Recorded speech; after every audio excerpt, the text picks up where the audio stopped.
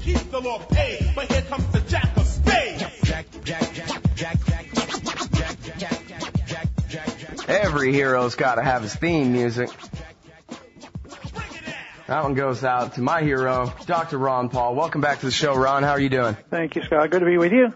I really mean that, too. You know, I got to tell you, at least over here at the Hate the State estate, we cheer out loud watching the YouTubes of your TV news appearances. It's just great seeing you get up there and teaching these people, especially no matter what the question is, you always bring up war. They'll say, Ron, what do you think about Social Security? And you'll say, well, we got to end this empire. Well, you know, they try to separate them into two factions. You know, one is the foreign policy and one is domestic policy. And I argued that you can't separate the two. So if you want more money in our economy and the retired people take care of themselves and you have a free market, you want less war and less spending overseas.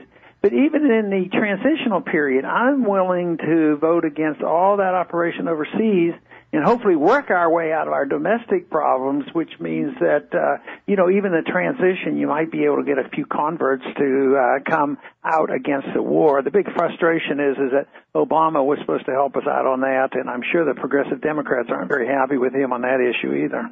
Yeah, well, they certainly don't have reason to be happy with him at all. So, you know, basically what's happening here with all these TV appearances that you've been doing, you know, it's so cool for those of us who were big fans back in the day when you were sort of underground and, hey, did you know that there's one good congressman and all that? Now it's totally different. Now, you know, you're a household name for everyone in the whole society. Everybody knows you now, and you've been doing, you know, since the beginning of your run for president, the world's greatest speaking tour on behalf of individual liberty and peace, I think, probably ever, which, you know, it's got to feel great knowing that you're getting away with continuing to accomplish this on a daily basis. The people on the news keep calling you back because you have an answer for everything that they have to ask, and it really is great. And it seems like, I say all that to set up for a question here. It seems like it's working, at least on the young. And I'm joined here actually in the studio by my friend Nick Hancock, and he's from the Young Americans for Liberty and the Year of Youth, and he was there at CPAC and was part of, I believe, the voting population there that helped put you over the top a couple weekends ago. So welcome, Nick, and did you have a question for Dr. Paul about CPAC and the peace movement here? Yeah, hey, Dr. Paul, I have had the pleasure of meeting you a couple times, once in Los Angeles and then once in D.C. for CPAC. And real quick, I just want to say the youth movement is, if anyone has any doubts, I know Ron doesn't, but for anyone who has any doubts, there are real connections. These are real people with, you know, their hearts really in the movement. And we came together with close bonds and a lot of great memories out of CPAC, and you and just the issues of the world today, I guess, are all together, bringing us together in this perfect storm. But the one thing that's dividing the youth movement a little bit is how to react, or what the commentary is on the relationships with names like Michael Steele or Glenn Beck, or the types of names who came out before who, you know, aren't friendly to a lot of our viewpoints, but then somehow magically they get to change their opinion or come around in for a photo op and swing in and all that. So there's one side of the movement that is yelling heads on a stick, and then the other side of the movement is saying, no, you know, when people realize they make mistakes, or they're growing up, or they're changing their minds, whatever you want to call it, how do you address those issues, and how do you know when someone's being genuine or just trying to use you or influence your movement?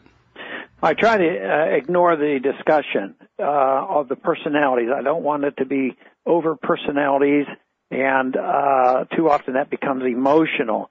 So I don't go out of my way if they mention somebody's name and say, do you think they're trying to come in and take over? They may well be. I don't want that to be the issue. I think the only issue should be is what we believe in.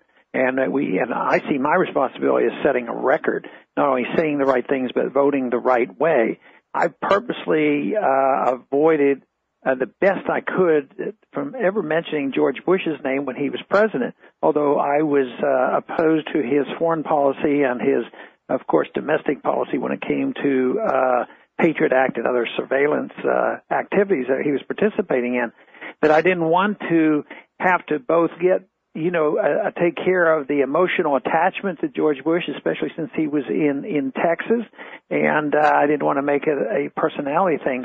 And issue, I think it's you can win more battles if you stay in the realm of the ideas. The only problem with it is, in the media, they always want confrontation. They're always stirring it up. And I do get some of these interviews mainly because I will oppose the conventional wisdom of both Democrats and Republicans, but especially the Republicans. If it's a progressive state program, they might want to use it just to say, see, these Republicans don't know what they're talking about. Ron Paul says this. And I know what they're trying to do, but I really try to stay away from it. I don't want to have the job of not only promoting the ideas I believe in, and then I have to discredit the people who are in opposition when there's an emotional attachment. I try to avoid that the best I can. Well, it seems, Dr. Paul, like the real split on the right is over war, and the positions are really being solidified. It's funny because I know that you're almost alone in the House of Representatives, but ideologically out here in the world, where you have this whole Tea Party movement going on, and as you said, progressives who already are getting over Barack Obama after his expansion of the wars and so forth. I wonder, do you think it's possible that Nick and the Year of Youth types can actually help you? Is it an attainable goal, really, to kind of, to get the right wing to be anti-interventionist? I mean, it is Obama's war now, right? Yeah. What's to like about that? Well, I think one of the reasons why I did well in the election was it was no longer me confronting George Bush, and it was Obama's war, so this should soften the position of the conservatives. The conservative Republicans were positively opposed to Clinton's war in Bosnia, which was an interventionist war. So I think there's reason to hope they'll do better, not maybe for a perfect reason, only because they're out of power right now. But next week is a very good chance that there's a group of us have gotten together, along with Dennis Kucinich and some other Democrats, and we've introduced a resolution challenging the war in Afghanistan based on the War Power Resolution. And Dennis has been promised by the leadership that we're going to have a 3-hour debate on Afghanistan. We should have had it 10 years ago and 5 years ago. It should be constant, but we're finally going to have a debate because that funding and the promotion of the Afghan war is more likely to come from the Republicans than the Democrats. So I'll be interested in seeing how this comes down. There will be a vote on this, and I'm hoping that we can pick up some more Republican support on this as well as more Democrats for that matter. The Democrats, the anti-war coalition that we worked with against Bush, that has softened on the Democratic side because of the partisan issue. That becomes pretty frustrating. But next week might be an interesting week to see what happens. Yeah, it's too bad. I know foreign policy is not everybody's first issue, but I wish it could be, Ron Paul and Dennis Kucinich and the Peace Party and let the Cheneys and the Obamas have each other, Yeah, that's about right. At least that way, because we have somewhat of an anti-war movement on the left and the right, but it's kind of hard to bring us together. It's good to see you working with Dennis Kucinich on that. I was actually just going to ask you about that, whether you were going to be or not. So that's great to hear that. Let me ask you about money real quick here, Dr. Paul. Well, I'll put it this way. I've got some Austrian economists in my left ear saying that the damage is done, the seeds have been sown, the dollar will be destroyed, it's only a matter of time. And then I have a word of caution that comes from a few different places, but most importantly to me from the great Robert Higgs at the Independent Institute, who says, well, they know that they're between a rock and a hard place, and they will jack up interest rates through the roof before they let the dollar be completely destroyed. And they will find a way out of this.